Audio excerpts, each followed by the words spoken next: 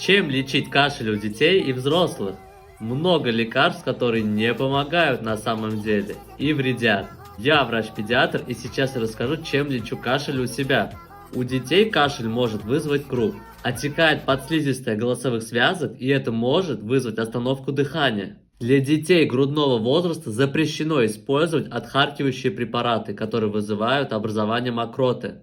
По показаниям хороший врач может назначить пульмикорд при необходимости. Я лечу кашель при оре и фарингитах противовоспалительными средствами и очищением носовой полости.